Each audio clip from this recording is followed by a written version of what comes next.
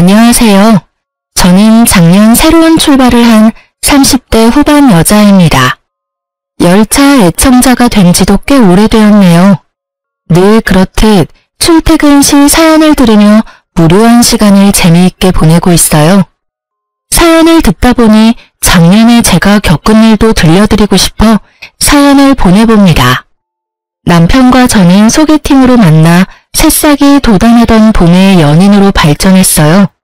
반년 동안 뜨겁게 연애하던 저희는 동거하게 되었고 다시 돌아온 봄에 결혼을 하게 되었습니다. 남편과 저는 동거하던 집에서 신혼살림을 시작했어요. 모아둔 돈이 있긴 했지만 좀 더 모아서 가는 것이 여러모로 좋을 것 같았어요. 작은 원룸에서 시작한 신혼. 친구들은 저마다 한마디씩 했지만 저희는 행복했습니다.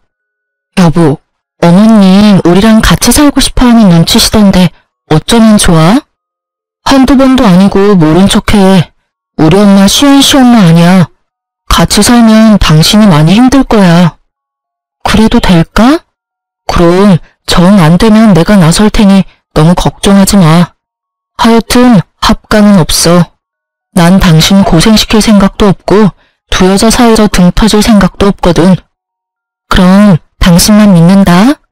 그래, 나만 믿어.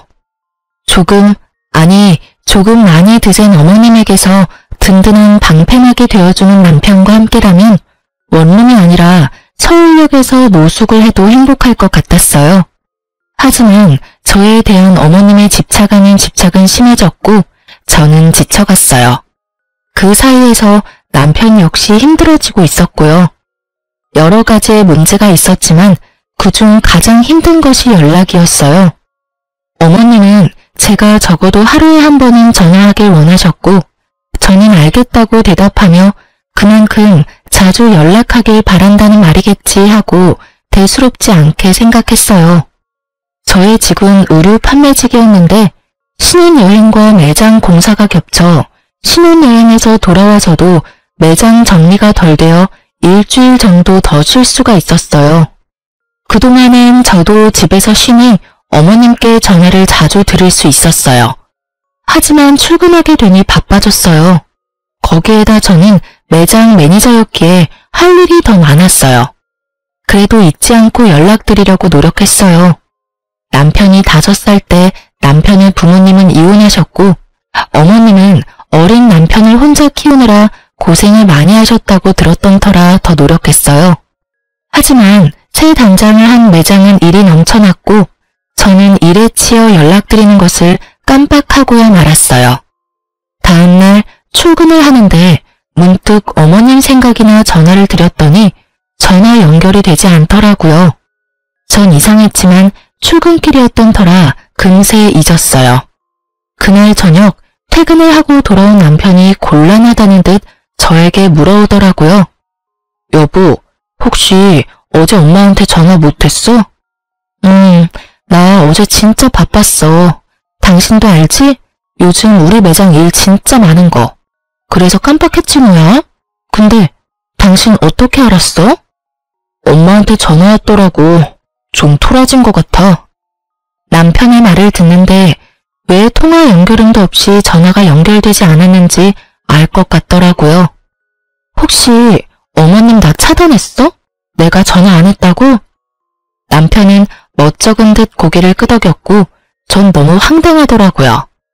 전화 한 번 안 했다고 며느리 전화를 차단하는 시어머님 들어는 본 적 있으신가요? 하물며 제가 노는 사람도 아니고 교대 근무에다가 직원들 스케줄까지 관리하느라 그렇지 않아도 정신이 빠지게 바쁜데 전화 한 번 안 했다고 차단이라뇨. 참나, 나 살면서 이런 경우도 처음이고 들어보지도 못해서 하는 말인데 내가 차단당할 만큼 잘못한 일이야? 당신 생각을 말해봐. 물론 아니지. 아니긴 한데 당신도 알다시피 어머니 성격이 좀 그렇잖아. 어머님 진짜 웃기신다. 당신 두고 왜 나한테 집착하셔? 전화가 그렇게 받고 싶으시면 당신한테 전화하라고 하면 되잖아. 당신한테 들은 말도 있고 해서 나도 어머님께 잘하고 싶어. 당신 말대로 혼자 고생하셨을 생각하니까 같은 여자로서 안쓰럽기도 하고 해서 말이야. 근데 이건 해도 해도 너무하잖아. 아니, 차라리 잘 됐네. 할 말도 없는데 매일같이 전화해야 되는 거 힘들었어, 나도. 어차피 차단당한 거 나도 앞으로는 연락 안 할 거라고. 너무 흥분하지 말고 당신이 조금만 마음 넓게 써주면 안 될까? 한평생 딸 가진 친구들 보면서 부러워만 하다가 당신같이 예쁘고 착한 며느리가 생기니까 딸 같아서 친하게 지내고 싶었나 봐. 통화도 자주 하고 수다도 떨고 말이야. 딸? 당신 말 한 번 잘했다. 나 우리 엄마한테도 일주일에 한 번 전화해. 우리 엄마라고 나랑 통화 안 하고 싶겠어? 자기랑 통화할 시간에 좀 더 쉬라고. 가끔 하는 전화도 안부만 묻고 빨리 끊는다고. 근데 어머님은 통화 한 번 시작하면 2, 30분은 기본이야. 일하는 며느리 일도 못하게 그렇게 전화통 붙잡고 있는 게 딸처럼 여겨서 하시는 행동이야? 당신 생각은 그래? 아니지. 미안해, 여보. 내가 이렇게 사과할 테니까 마음 좀 풀자, 응? 내가 앞으로 더 잘할게. 그러니까 마음 풀고 어머니한테 같이 가주기만 하면 안 될까? 그냥 같이 가주기만 하면 돼. 나머진 내가 알아서 할게. 뭐? 왜? 어머님이 무릎 꿇고 빌기라도 하래? 그게 아니라... 남편은 우물쭈물 말끝을 흐리더라고요. 전 그런 남편의 부탁을 무시했고 남편은 애걸복걸을 해댔습니다. 결국 전 백기를 들었어요. 알고 보니 결혼 후 제가 시어머님과 일에 치여 정신없는 동안 남편이 혼자 저희 부모님을 모시고 점심도 대접하고 용돈도 드리고 심지어 저도 깜빡한 부모님의 결혼기념일에 꽃바구니까지 보냈다고 하더라고요. 그 말을 엄마에게 전해 듣는데 그깟 사과 눈 꼭 감고 한번 하자 싶었어요. 그 흔한 공치사 한 번 없이 묵묵히 친정에 저보다 더 신경을 써준 남편인데 뭔들 못하겠냐 이런 생각이 컸어요. 거기에다 남편이 같이 가기만 하면 알아서 다 한다니 그 말을 믿어보기로 했죠. 전 주말에 연차를 내고 시댁으로 향했어요. 어머니, 저희 왔어요. 이 사람 원래 주말엔 못 쉬는데 오늘 어머니한테 온다고 연차까지 썼어요. 요즘 이런 며느리가 어디 있어? 그렇지 않아요, 어머니? 남편이 너스레를 떨며 분위기를 풀어보려 했지만 어머님은 눈길도 주지 않더라고요. 제 상식으로는 도저히 이해할 수 없었지만 이런 일로 이혼할 수도 없는 노릇이니 제가 먼저 입을 열었습니다. 어머님, 마음 푸세요. 매장도 넓힌 데다가 직원까지 더 많아져서 제가 정신이 없었어요. 남들이 들으면 하루 종일 일만 하는 줄 알겠다. 퇴근 안 하니? 퇴근하고 전화하면 되지. 그럴 정신도 없으면 일은 어떻게 하니? 어머니, 이 사람 퇴근하고 집에 와서도 저 저녁 차려주고 바로 일한다고 바빠요. 어제도 여기 온다고 새벽까지 마무리하고 아침 일찍 매장 들려서 정리해놓고 왔다고요. 어이구 참, 세상 일은 너 혼자 다 하는구나. 그래봤자 쥐꼬리 같은 월급 받으면서. 쥐꼬리라뇨? 이 사람이 저보다 더 많이 벌어요 이제. 뭐? 그깟 옷가게에서 그렇게나 번다는 말이야? 평소 알게 모르게 제 직업을 깔보던 어머님은 꽤 놀란 눈치였어요. 그런 어머님의 분위기를 읽은 남편은 이때다 싶은지 쉬지 않고 말을 쏟아냈어요. 그깟이 아니에요. 그래도 이름 있는 브랜드라고요. 그것도 그렇고 이 사람 그냥 직원이 아니라 매니저, 그러니까 관리직 같은 거라 성과 보수도 있어서 어떤 달은 저보다 더 벌 때도 있어요. 그러니까 그만 마음 푸시고 이해 좀 해주세요. 이 작은 몸으로 주말에도 못 쉬고 이러는데 얼마나 힘들겠어요. 이 사람 계속 잠도 못 자고 해서 이틀에 한 번씩 커피까지 쏟는다고요. 그렇게나 바빠? 너 그러다 몸 다 상하겠다. 너희 밥은 먹었니? 사실 커피까지 쏟진 않았는데 목에 핏대까지 세워대며 말하는 남편을 보며 어머님은 마음이 풀리셨는지 밥까지 차려주시더라고요. 물론 차단도 푸셨고요. 그리고 앞으로 바쁘면 굳이 하루에 한 번씩 연락하지 않아도 된다는 말까지 들었어요. 중간 역할을 톡톡히 해준 남편이 얼마나 듬직하던지. 다른 건 몰라도 남편 복은 있다고 생각했었어요. 앞으로 남편 새끼가 제 제 뒤통수를 어떻게 칠지 상상도 못하고요. 하여튼 좋은 분위기에서 시댁 방문은 마무리가 되었고 전 이제 이런 일로 사람 피곤하게 만들 일은 없겠지 하고 안심했어요.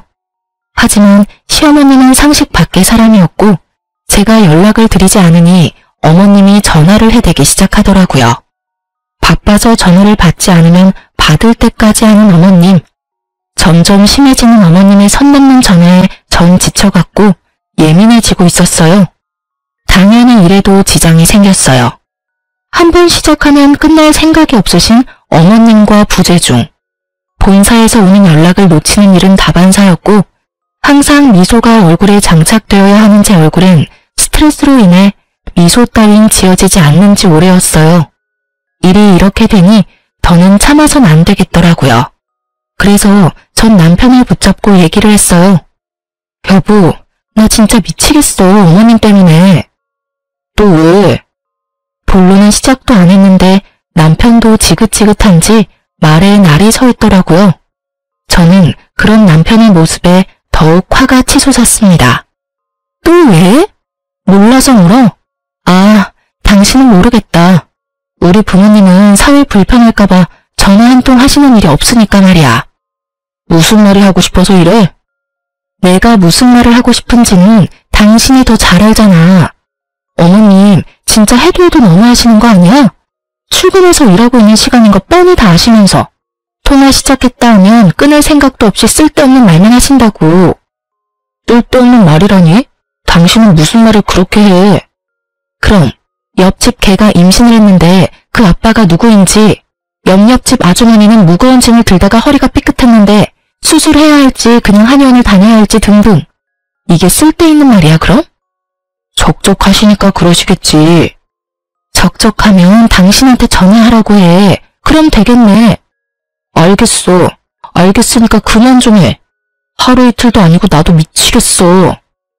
그런 식으로 얼렁뚱땅 넘어갈 생각하지 말고 당신이 어떻게 좀 해. 이러다 진짜 나 미치는 꼴 보기 싫으면 말이야. 전화를 안 받으면 바쁜가 보다 하고 그만하셔야지. 받을 때까지 하시는 게 상식적으로 말이 돼? 일하는 거 다 아시면서. 그러면서 전화 안 받으니까 걱정되어서 그랬다고 하시는데 내 생각엔 그건 걱정이 아니라 거의 집착이라고. 아니면 나 골탕 먹이려고 그러시거나. 그만 좀 해. 적당히 하라고. 내가 내일 전화해서 며느리가 어머니 때문에 미치기 직전이니까 전화 좀 그만하라고 할 테니까 그만해. 뭐? 당신이 그렇게 말하면 내가 뭐가 돼? 그럼 나더러 도대체 어쩌라는 거야? 가만히 있으면 가만히 있다고 난리고 전화한다고 해도 이 난리고. 어쨌든 당신이 그렇게 원하는 대로 2번 다신 전화 못하게 할 테니까 그런 줄 알고 잔소리 좀 그만해. 여보, 야! 제 말은 이제 무시하기로 한 건지 남편은 제 말에 대답도 없이 그대로 화장실로 가 제가 잠들 때까지 나오지도 않더라고요. 아침에 일어나 출근 준비를 하는 남편을 보며 생각해보니 남편을 너무 잡았나 싶어 슬며시 말을 걸어보았지만 남편은 대답도 하지 않은 채 출근을 해버리더라고요. 그런 남편의 모습에 저 역시 마음이 확 상해버렸어요. 이후 꼭 필요한 말이 아니면 대화조차 하지 않았고 그런 날이 생각보다 길어졌어요. 좁은 원룸, 피할 곳도 없는데 말도 한마디 하지 않고 살려니 정말 답답해서 미쳐버릴 것 같더라고요. 하지만 절대 제가 숙이고 들어가고 싶지 않았어요. 일전엔 남편이 워낙 저자세로 나오며 저를 이해해주려 노력했기에 좋은 게 좋은 거라고 참고 넘어갔지만 이번엔 제가 먼저 화해의 손을 내밀었는데도 불구하고 저딴 식으로 나오니 저도 화가 많이 났었거든요. 시어머님의 연락도 없으니 꼭 해야 할 말도 없었고요. 답답한 것만 빼면 조용한 그 일상이 좋았어요. 하지만 그것도 오래 가진 않았죠. 모처럼 쉬는 날이었어요. 마침 먹을 것이 뚝 떨어진 터라 장도 보고 청소도 하며 시간을 보내고 있었어요. 그때 시어머님께 전화가 오더라고요. 네, 어머님. 그래, 잘 지내고 있니? 네, 잘 지내고 있어요. 오늘 쉬는 날이라서 반찬도 좀 하고 청소도 좀 했어요. 어머님은 잘 지내시죠? 혼자 사는 노인네가 똑같지 뭐. 다름이 아니라 나 집 내놨다. 집이요? 어머님 처음 장만하신 집이라고 한평생 사실 거라고 하셨잖아요. 무슨 일 있으세요? 그게 아니라 이 집 팔고 너희랑 같이 살려고.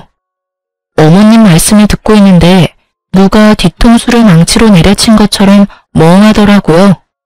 우리 집이 넓은 것도 아니고 원룸에 사는데 어떻게 같이 사시려는 건지. 아니, 집이 넓다 하더라도 한 번 물어보시지도 않고 혼자 그런 결정을 내리는 건지 이해가 되지 않아 말이 나오지 않더라고요. 너무 당황하기도 했고요. 예, 내 말 듣고 있니? 아, 네. 듣고 있어요. 저희랑 같이 사신다고요? 그래, 시세보다 싸게 내놔서 아마 금방 팔릴 거다. 어머님, 저희 원룸 사는 거 잊으신 거 아니죠? 남편이랑 저랑 회사도 가깝고 돈 좀 더 모아서 대출 조금이라도 덜 내고 이사 가려고 아직 원룸 살고 있잖아요. 내가 치매라도 걸린 줄 아니? 뭐 그렇게 설명하고 있니? 너희 원룸 사는 거 나도 다 안다. 그런데 어떻게 같이 살아요? 저희 둘 살기도 좋은데요.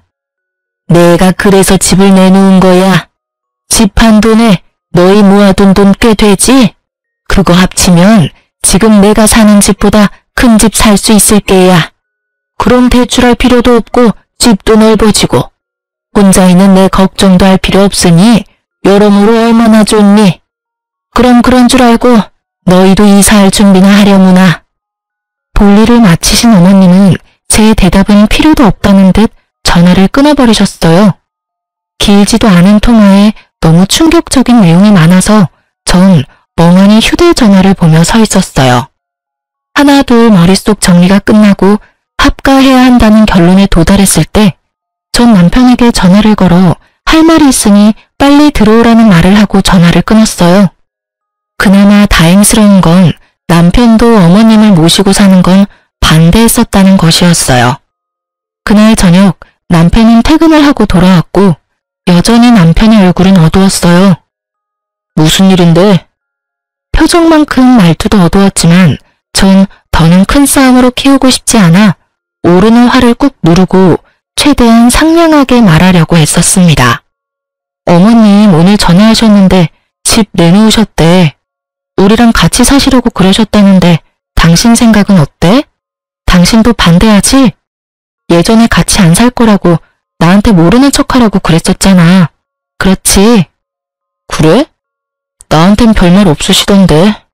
아, 어머니랑 아버지 다시 합치신다고 하시던데 그래서 그러시나 보다.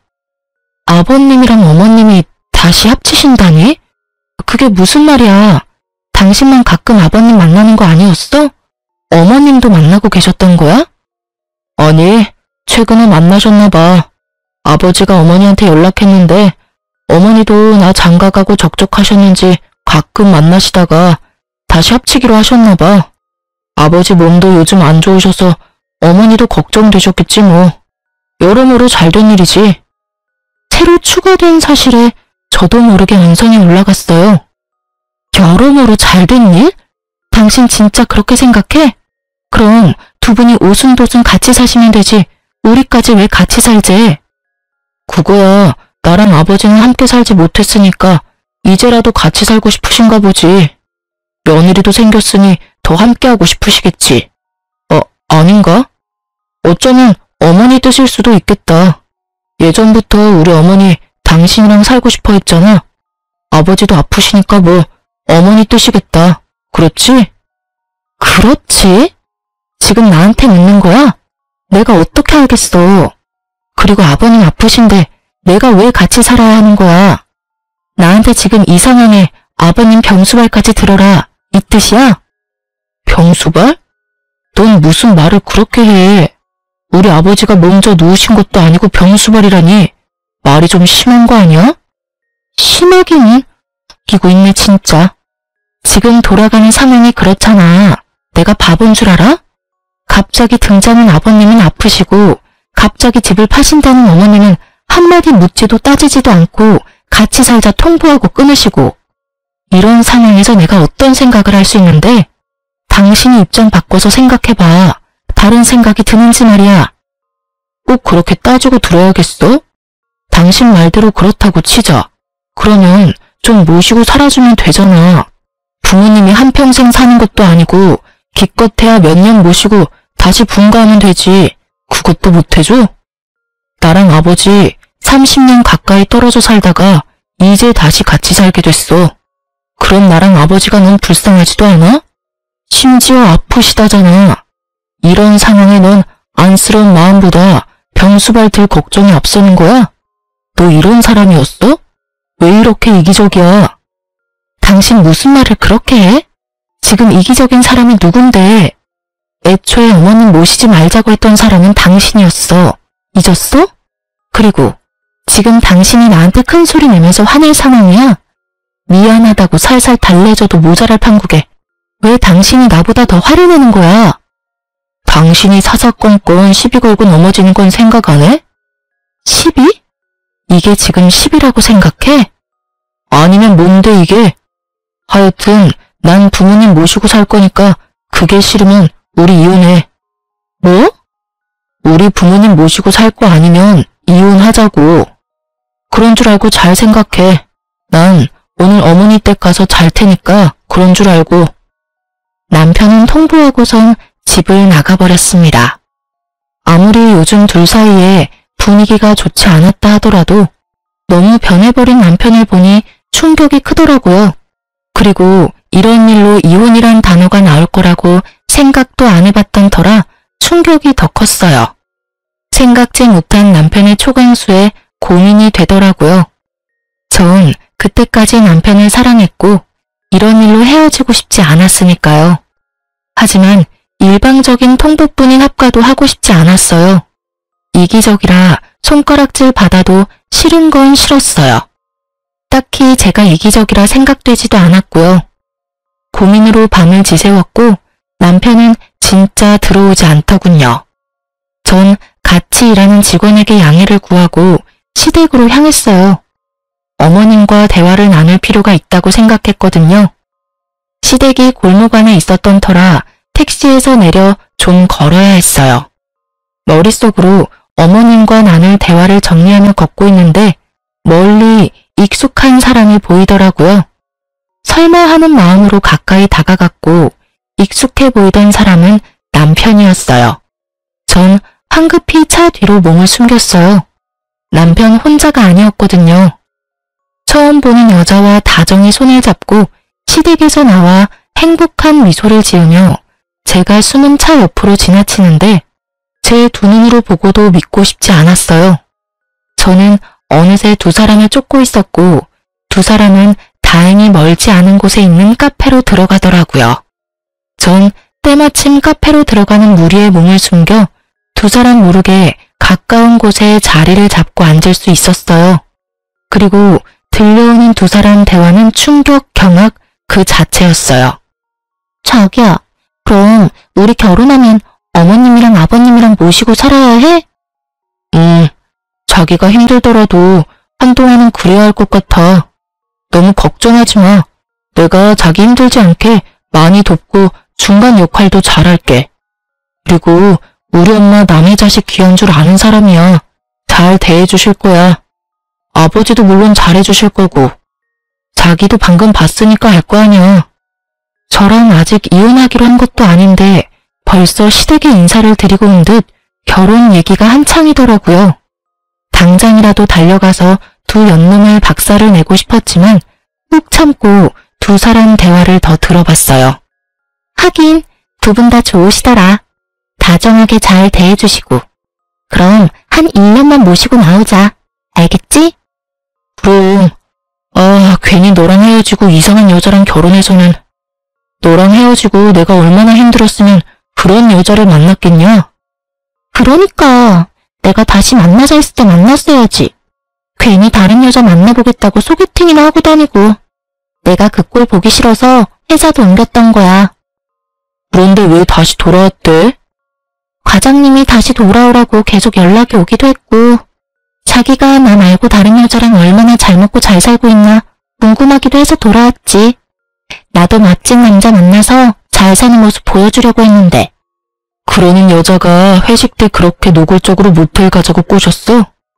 그래서 싫었어? 싫긴. 자기가 그러지 않았으면 내가 꼬셨을 건데? 서로 얼마나 좋아 죽는지 남편 새끼와 상간녀는 찰싹 붙어서 떨어지질 않더라고요. 주변 눈치도 안 보고 대놓고 하는 애정 행각에 지나가는 사람들의 수근거리는 소리가 끊이질 않았죠. 결국 두 사람에게 카페 직원이 가서 한 소리를 하고 나서야 멈춘 듯 했어요.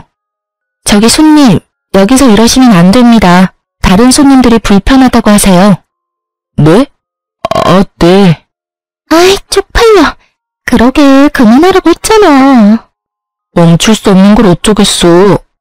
으이그. 그래서 이혼은 언제 할 수 있는 거야? 그 여자가 순순히 해줄까? 해줄 거야. 독한 년이라 절대 부모님 모신다고 할 리 없다고. 어제도 얼마나 따지고 드는지. 내가 왜 그딴 년이랑 결혼했나 모르겠어. 으이그. 앞으로 나한테 잘해. 알겠어? 나 같은 여자가 또 있는 줄 알아? 알겠어. 두말하면 잔소리지. 그래요. 두 사람은 남편이라는 새끼가 절 만나기 전 헤어졌다가 상간녀가 회사로 돌아오면서 만나기 시작했더라고요. 어느 날부터 회사 회식이 잦더니 다 이유가 있었더라고요. 갑자기 태도를 바꿔 이혼하자고 소리치던 이유도요. 불륜이 부끄럽지도 않은지 큰 소리로 잘도 짓거려준 덕분에 힘들이지 않고 상황 파악은 되었지만 앞으로 어떻게 해야 할지, 어떻게 하면 이 난관을 헤쳐나갈 수 있을지 아무 생각도 나지 않았어요. 이 채널에 올라온 다른 사람들의 사연을 들으며 다들 왜 저렇게 사냐고, 나 같으면 저렇게 안 산다고 했던 과거 저의 모습이 떠오르며 반성하게 되더라고요. 그러면서도 전 애청자답게 그간 들어왔던 통쾌했던 복수를 떠올리며 저의 복수를 계획했어요. 이래봬도 제가 열차 애청자인데 그냥 순순히 이혼해줄 수는 없었으니까요. 그날 밤 집으로 돌아온 남편 새끼에게 말했어요. 이혼하자. 정말? 나랑 이혼할 수 있겠어? 그깟 이혼하면 되지. 뭐 큰일이라고. 그리고 당신이 이혼하자고 해놓고 왜 그렇게 놀라? 왜? 하기 싫어? 아니, 난 당신이 이렇게 쉽게 이혼한다고 할 줄 몰랐지. 누가 그래? 쉬웠다고. 나도 쉽지 않았어. 하지만 어쩌겠어? 난 합가할 생각이 없고 당신은 죽어도 합가를 하겠다는데. 남들이 들으면 그깟 문제로 무슨 이혼까지 한다고 할 수도 있지만 우리한텐 그깟 문제가 아니니까 어쩔 수 없지. 그래. 그러면 법원은 언제 가지? 서류 여기. 내가 다 적어뒀으니까 당신은 도장만 찍으면 돼. 오늘은 여기서 자고 내일 일찍 법원 가자. 당신이 침대에서 자. 난 일이 바빠서 오늘도 밤새야 할 것 같아. 오, 알겠어. 아, 그리고 이거 기억하지? 남편은 제 손에 들린 종이 한 장을 보더니 얼굴이 새파랗게 변하더군요. 이거 그냥 장난 같은 거였잖아. 장난? 넌 5천만 원이 장난이야? 남편은 저와 결혼한 지 얼마 되지 않았을 때 비트코인으로 돈을 날렸고 제가 그걸 메꿔준 적이 있었어요. 그땐 장난처럼 썼던 각서 한 장이 이렇게 쓰일지 몰랐지만 결과적으로는 천만다행이지 뭐예요. 여기 이런 내용이 있어. 만약 우리가 이혼하게 될 시 을은 갑에게 빌렸던 5천만 원을 일시불로 상환하고 이자 역시 일시불로 상환한다. 이자는 이금융 최고 이자로 계산하고 기간은 빌려준 시점부터 돈을 완납하는 시점까지로 한다. 그러니까 잘 계산해서 통장으로 입금해. 내일까지 입금 안 되면 고소할 테니까 그렇게 알고. 그러면 먼저 자. 난 씻고 일할 테니까. 전 혹시나 개거품 물고 달려들 수도 있는 남편을 피해 화장실로 대피했고 밖에서 어떤 소리가 들려와도 절대 나가지 않았어요. 몇 시간이나 흘렀을까요? 어떤 인기척도 들리지 않아 나가보았더니 속편히 자고 있더라고요. 그런 남편 새끼의 휴대전화를 뒤져보았어요. 그 멍청한 놈은 그 흔한 패턴도 해놓지 않았고 상간녀와 나는 대화도 지우지 않았더라고요. 심지어 사진까지 있었어요. 그 멍청함이 얼마나 고맙던지. 전 외도 증거들을 손쉽게 손에 넣었고 다음날 아침 이혼할 생각에 들뜬 남편에게 또 한 번 먹일 수 있었어요. 이제 갈까? 근데 당신 대출은 얼마까지 돼? 내 대출은 갑자기 왜? 당신이 나한테 위자료 줘야 할 텐데 빌린 돈도 있고 하니까 아무래도 대출 한도에 간당간당할 것 같아서 그러지. 내가 당신한테 위자료는 왜 줘? 당신 바람 피운 거 나 다 알고 있어. 증거도 다 있으니까 발뺌할 생각 같은 거 하지 말고.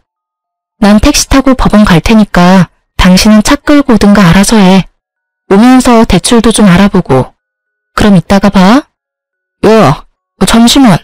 내가 그럴 돈이 어딨어. 그래도 양심은 있네. 바람 피운 건 부정 안 하는 거 보니까. 아, 맞다.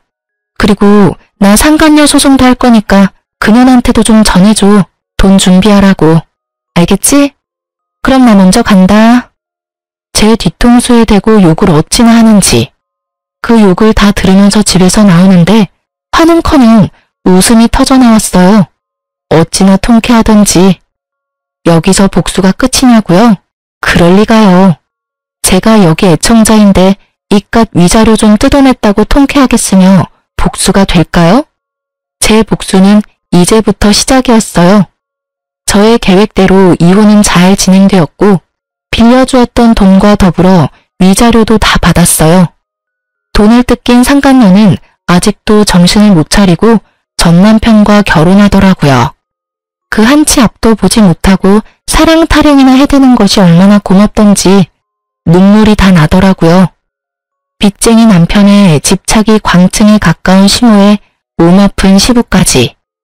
지옥으로 가는 KTX를 탄 상간녀의 앞날은 보지 않아도 뻔했어요. 전 서두르지 않고 때를 기다렸습니다. 그리고 생각보다 빨리 그때가 왔어요. 두 사람이 결혼식을 하고 한 달이나 지났을까요? 전 남편한테 전화가 왔더라고요. 아직도 그날의 그 기쁨이 잊히지 않아요. 전 전화를 받았고 전 남편과 만나기로 했어요. 제가 상간녀의 존재를 처음 알았던 그 카페에서요. 오랜만이야. 많이 수척해진 전 남편은 저를 보며 드라마 남자 주인공 눈가를 하며 안부를 물어왔어요. 우리가 안부나 주고받을 사이는 아니잖아. 무슨 일이야? 본론만 말해. 그냥 요즘 힘들어서 당신 생각이 났어. 많이 보고 싶었어. 왜? 재혼 생활이 생각처럼 즐겁지 않은가 봐. 아, 힘들어 죽겠어. 어머니는 어머니대로 집사람한테 전화해대고 아버지는 반찬 타령, 청소 트집에 하다못해 빨래 개는 것까지 트집을 잡으시니까 집사람은 집사람대로 힘들고 나는 집사람 비위 맞춘다고 힘들고 어머니는 어떻게 해보겠는데 아버지는 편찮으시니까 엄청 예민하셔서 뭐라고 말도 못 꺼내겠어. 하루하루 미쳐버리겠어 아주. 하소연이나 하려고 나 불렀니? 나 바쁜 거 몰라? 꼭 그렇다기보단 아까 말했듯이 보고 싶어서. 그래서 하는 말인데 우리 다시 시작하면 안 될까? 나 정말 후회 많이 하고 있어. 내가 미쳤었나 봐. 어쩌다 그 여우 같은 거한테 홀려서 당신만한 여자가 또 어디 있다고. 내가 진짜 앞으로 잘할 테니까 한 번만 나 용서해주면 안 될까? 그러니까 당신 말은 그 여자랑 이혼하고 다시 나랑 결혼을 하겠다고? 나한테 바람 피운 남편도 모자라 시어머님의 시아버님까지 모시고 살아라 이거야? 아니지. 당신만 돌아온다고 하면 내가 이혼하고 분가도 하지. 당신이 부모님하고 연 끊으라고 하면 연도 끊을 수 있어. 뭐든 다 할 수 있다고. 너 진짜 상당한 쓰레기구나. 뭐?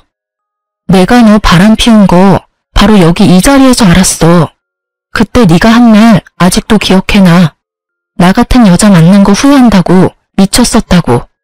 앞으로 정말 잘할 거라고 그렇게 얘기했었지. 이 말 어디서 많이 들은 말 같지 않아? 어? 그게 말이지. 방금 네가 나한테 한 말이랑 똑같아도 어쩜 그렇게 똑같니? 조그만 양심이라도 있다면 대사라도 바꾸지 그랬어? 하긴 양심이란 게 있는 사람이면 지금 내 앞에서 그딴 개소리나 짓거리는 일은 없었겠지. 아니, 애초에 바람 같은 걸 피지도 않았겠지. 뭐? 개소리? 너 말 다 했냐? 난 말 다 했는데 넌 덜 했냐? 설사 그렇다고 한들 난 더 듣고 싶지 않으니까 먼저 일어나 볼게. 그리고 이런 일로 다시는 연락하지 마. 나 너 목소리 듣는 것도 역겨워. 알겠어? 전 분노로 곧 죽을 듯한 전 남편을 뒤로 한 채 카페로 나왔어요. 야, 네 전 남편 곧 죽겠던데? 몰골이 저승사자랑 하이파이브하고도 남을 것 같았어. 자기 무덤 자기가 팠지 뭐. 사진은? 잘 찍었어? 당연하지. 너한테 보냈어. 확인해봐. 친구가 보내온 사진은 제법 다정하게 마주 앉은 전 남편과 제가 있더라고요. 네, 그렇습니다. 전 이 사진을 위해 오늘 전 남편을 만나러 나왔습니다. 친구에게 받은 사진을 전 상간녀에게 보내버렸고 사이가 심하게 나빠졌는지 전 남편이 제가 전화를 받지 않으니 정성스럽게 음성을 남겼더라고요. 야, 이 미친년아. 그딴 사진을 보내? 너 제정신이야? 니년 때문에 내가 얼마나 들들 볶인 줄이나 알아? 몇 날 며칠을 싸우고 있다고. 한 번만 더 이딴 짓 했다간 가만 안 둘 테니까 그런 줄 알아? 더럽기가 걸레보다도 더한 전 남편의 입담을 들으며 전 그저 웃었어요. 아직 복수가 끝나지도 않았는데 이렇게 화를 내주니 앞으로는 얼마나 더 골머리가 아프고 분노가 치솟을까 싶어서요. 전 주저없이 남편의 욕설에 대한 보답을 실행하기로 했어요. 전 남편의 회사로 두 사람의 외도로 인해 저와 이혼하게 되었다는 사실을 보내버렸거든요. 바람 피운 두 연놈이 멀쩡하게 회사 다니는 꼴을 어떻게 보고만 있겠어요? 거기에다 전 남편의 회사엔 말 많기로 유명한 전시모의 친구까지 근무하셨기에 꽉 먹고 알 먹고였어요.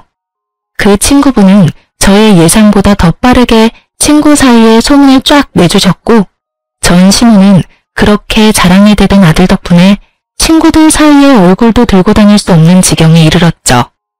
모든 복수가 끝나 상쾌했고 통쾌한 하루하루를 보내던 어느 날 짐덩어리들을 떠안는 것도 모자라 남편의 바람까지 의심되는 상황에서 회사마저 잘려버린 상간녀가 눈이 돈 채로 매장으로 찾아왔더라고요. 심상치 않은 상간녀의 모습에 저는 상간녀를 질질 끌어 매장에서 벗어났어요. 나? 이거 나! 여기 놨다. 어쩔 건데? 왜 찾아와서 이 난리야? 너 미쳤어? 회사까지 그런 걸 보내면 어쩌자는 거야? 원하는 대로 위자료 다 줬으면 됐잖아. 누가 그래? 내가 원하는 게 위자료가 끝이라고. 한 회사에서 유부남이랑 놀아날 때는 이 정도는 각오하고 만난 거 아니었어? 머리가 나쁜 거야? 생각이 없는 거야? 뭐? 이거 진짜 미친년이네? 야, 미친년은 너지.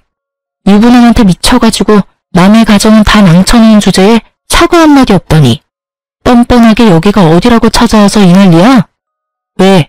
막상 가져보니 상상과는 달라도 너무 달랐나 봐. 네가 한 짓이 있는데 결혼만 하면 행복할 줄 알았니? 생각이 없어. 하긴 생각이 없으니까 그딴 짓을 하고 행복하길 바랬겠지. 뭐, 말 다 했어? 얼굴이 터질 듯이 붉어진 상간녀는 급기야 제 뺨을 때리더니 머리채를 잡고 휘두르기 시작했어요. 저 역시 가만히 있을 수는 없었어요. 단연간 의류박스를 옮기며 차곡차곡 정립했던 팔뚝 힘을 쓸 때가 왔고 전 아낌없이 그 힘을 사용했어요. 한 손으론 상간녀의 머리채를 한 움큼 잡아 흔들었고 한 손으론 주먹을 꽉 쥐고 마구 휘둘렀어요. 발도 쉬게 할 순 없어서 발길질도 좀 했네요. 얼마나 신나게 때렸는지 정신을 차려보니 상간녀가 벌벌 떨더라고요. 저도 얼굴 여기저기 긁히긴 했지만 저의 압도적인 승리인 건 확실했어요. 너, 내가 가만 안 둘 거야. 경찰에 신고할 거라고. 때리기도 네가 먼저, 머리채도 네가 먼저 잡은 거 잊었니? 멍청하다 하니까 진짜 멍청한 말만 골라서 한다. 멍청한 년. 그리고 나 위자료 덕분에 돈 많아서 신고한다고 협박해대도 겁도 안 난다 야. 아 맞다. 나 네 남편 새끼한테도 돈 많이 받았지? 알려나 모르겠는데 나한테 빌린 돈이랑 위자료 준다고 그 새끼 대출 꽤 받았을 텐데 회사까지 잘려서 어쩐대? 그래도 뭐 두 사람 아직 젊으니까 어떻게 해서든 헤쳐나가면 되겠지. 안 그래? 뭐? 대출? 그 인간 대출까지 있단 말이야? 어머, 몰랐니? 아마 한도 끝까지 받아서 나 줬을 텐데. 완전히 속았어. 이게 다 너 때문이야. 다 너 때문이라고. 내가 가만히 있을 줄 알아? 네가 나한테 보낸 사진, 그거 네가 다니는 매장 본사에 다 보내버릴 거야. 나도 너 매장 시켜버릴 거야. 그리고 나도 상간녀 소송할 테니까 너 각오해. 알겠어? 상간녀 같은 소리 한다. 겨우 그 정도로 상간녀 소송을 할 수 있을 것 같아? 내가 네 남편이랑 안고 있니? 아니면 하다못해 손이라도 잡고 있니? 그냥 마주 앉아있는 걸로 상간녀 소송? 마음대로 해봐. 난 네 남편이랑 아무 사이도 아니라는 증거가 차고도 넘치니까 명예훼손으로 고소당하고 싶으면 마음대로 해보라고. 그리고 앞으로 2번 다시 찾아오지 마. 또 찾아와서 이딴 짓 하면 네가 좋아하는 그 신고 내가 해줄 테니까. 알겠어? 그리고 네 팔자 네가 꼬아놓곤 누구 탓을 하고 난리래? 앞으로는 똑바로 살아. 남의 탓 좀 그만하고. 절규에 가까운 상간녀의 고언을 마지막으로 진짜 제 복수는 끝이 났어요. 그렇지 않아도 한 대 쥐어패고 싶었는데 어찌 알고 찾아온 것인지 상간녀는 처음부터 끝까지 저에게 참 고마운 사람이었어요. 덕분에 그 지옥 같은 집구석으로 기어들어가지 않고 벗어날 수도 있었고 전 남편도 손쉽게 떼어낼 수 있었으니까요. 꼴에 자존심만 센 남편은 여기서 들은 사연처럼 저를 찾아와서 빌거나 그러진 않더라고요. 혹시나 찾아오면 얼굴에 물도 쏟아주고 따기도 한 대 날리려고 했거든요. 물에 홀딱 젖은 그 꼴을 못 봐서 아쉬웠는데 전 남편은 더 비참한 꼴로 살고 있더라고요. 얼마나 더 저에게 통쾌함을 주려고 전 시누가 친절하게 연락을 해주더라고요. 자기 아들이 얼마나 비참한 꼴이 되었는지 알려주시더라고요. 이 나쁜 년아, 너 때문에 내 아들이 어떻게 됐는지 알아? 제가 어떻게 알겠어요. 전 이혼했는데요. 너 같은 년 때문에 내 아들이 알코올 중독자가 됐다고. 그 잘났던 내 아들이 니년 때문에 또 이혼당하고 취업은커녕 집구석에서 온종일 술만 퍼마시고 있다. 이제 속이 후련하니? 꼭 이렇게까지 했어야만 했어? 제가 했으면 뭘 얼마나 했다고 그러세요. 저도 저 나름대로 자제라는 걸 했다고요. 뭐? 자제? 회사로 불륜 증거까지 다 뿌려서 우리 아들 회사도 잘리게 만든 주제에 자제? 네, 자제요. 아줌마 아들이 미쳐버렸는지 저한테 입에 담지도 못할 쌍욕을 음성사서함에 남겨뒀더라고요. 휴대폰 들고 경찰서 가서 확 신고해버릴까 하다가 그간 살았던 정도 있어서 참아줬네요. 이 정도면 크게 자질한 걸 한 것 같은데 아줌마 생각은 어떠세요? 뭐? 아줌마? 이 인연이 드디어 미쳤구나. 그럼 이혼한 마당에 제가 예전처럼 어머님이라고 상냥하게 불러드릴 줄 아셨어요? 지금 제가 존댓말로 아줌마라고 하는 것도 저한테 고마운 줄 아세요, 아줌마? 뭐? 이 인연이 진짜 너 지금 어디야? 내가 당장 찾아가서 이년 머리채를 다 뽑아줄 테니. 아, 그냥 제가 가드리죠 뭐. 머리채 다 뽑히러 가는 대신 바로 경찰에 신고할 테니 그런 줄 아시고 뽑으세요. 그리고 합의는 없다는 것도 잘 기억하시고요. 어때요? 이래도 제가 보고 싶으세요? 이 천하의 못된 년 같으니라고. 그리고 아까부터 자꾸 년년 그러시는데 욕설도 신고할 수 있는 거 아시죠? 그래서 하는 말인데 이것도 다 녹음 중이에요, 아줌마. 아들이랑 한 묶음에 엮여서 경찰 신고하기 전에 욕은 그만하고 전화 끊으세요. 남은 여생 아주 편안하게 감방에서 사시기 싫으시면 2번 다시 전화도 하지 마시고요. 아시겠어요? 협박에 겁이 나긴 했는지 그 뒤론 연락이 오는 일은 없었습니다. 우연히 전 남편 회사 동료에게 들었는데 전 남편은 전 10월 말처럼 취업은커녕 집구석에서 술만 퍼마시는 알코올 중독자가 되었고 그런 아들을 지켜보다 건강이 더 나빠져 이젠 거동조차 못하게 된 전 시부는 누워 지낸다고 해요. 그런 두 사람의 수발을 드느라 전 시모는 죽지 못해 사는 삶을 살고 있다고 하고요. 그리고 이혼을 한 상간녀는 취업이 안 돼 이런저런 알바를 전전하다 최근에 바에서 일하는 걸 봤다고 하네요. 남자 없이 못 살 것 같더니 딱 맞는 직장 얻어갔다고 했네요. 저의 이혼과 복수는 나름 통쾌하게 끝이 났어요. 그 덕분인지 전 하는 일마다 술술 풀리더라고요. 미소가 생명의 서비스직에 아주 큰 도움이 된 이혼이었어요. 저의 얼굴엔 미소가 떠나지 않았고 매장 매출도 어마어마했어요. 스트레스 받거나 신경 쓸 일이 없어 일에 매진했더니 제 앞날이 밝아지더라고요. 이제 곧 본사로 출근까지 하게 되었어요. 제가 계속 욕심냈던 서비스 교육팀장으로 승진 발령이 났거든요. 아, 그리고 저 드디어 제 집이 생긴답니다. 사실 남편과 사이가 좋지 않아 대화도 없을 무렵 그냥 넣어본 청약에 덜컥 당첨되어 버렸거든요. 당시엔 돈도 없고 남편과 사이도 좋지 않아 어떻게 해야 할지 고민이 많았었는데 지금 와서 생각해보면 여러모로 남편과의 이혼이 저에겐 행운이었어요. 위자료 덕분에 대출 조금만 끼면 잔금도 걱정 없으니까요. 일도 다 잘 풀리고 본사 출근 전까지 여유가 생긴 전 부모님과 가까운 해외여행이라도 가보려고 합니다. 그 좁은 원룸에서 한 푼이라도 아껴보겠다고 그간 고생이 많았던 저를 위해 그리고 갑작스러운 저의 이혼으로 충격이 크셨던 부모님을 위해 그간 아껴왔던 돈 좀 쓰려고요. 이혼했던 당시 아빠가 했던 말이 아직 생각나네요. 나한테 네가 어떤 딸인데 감히? 너도 그래. 진작에 아빠한테 말했어야지. 아빠한테 말해 뭐해. 속만 더 상하지. 그땐 많이 속상하고 힘들었는데 이제 괜찮아요. 충분히 다 되돌려줬어. 네가 그렇게 생각한다면 됐어. 우리 공주 이제 새롭게 출발할 일만 남았네. 그러면 다 훌훌 털어내고 앞만 보며 나아가. 그깟 것들 욕하면서 이렇게 할 걸 저렇게 할 걸 후회하며 시간 낭비하지 말고 지나간 일은 보내주고 앞으론 공주 생각만 하면서 즐겁게 즐기면서 살아. 그렇게 살아도 짧은 것이 인생이야. 알겠지? 아빠. 그래, 우리 공주는 꼭 행복할 거야.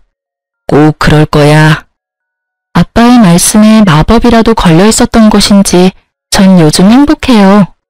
혼자라는 자유가 이렇게 즐겁고 행복한데 그땐 왜 고민했나 몰라요.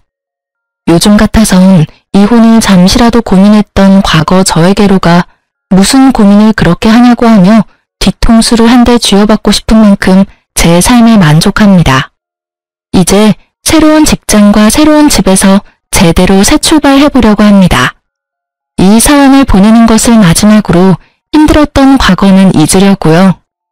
긴 제 사연 들어주신 모든 분 감사합니다. 새해 복 많이 받으세요.